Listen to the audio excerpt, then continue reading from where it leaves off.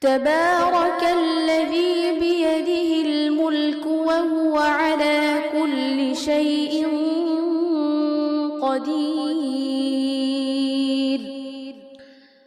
الذي خلق الموت والحياة ليبلوكم أيكم أحسن عملا وهو العزيز الغفور. الذي خلق 7 سماوات طباقا ما ترى في خلق الرحمن من تفاوت فارجع البصر هل ترى من فطور. تبارك الذي بيده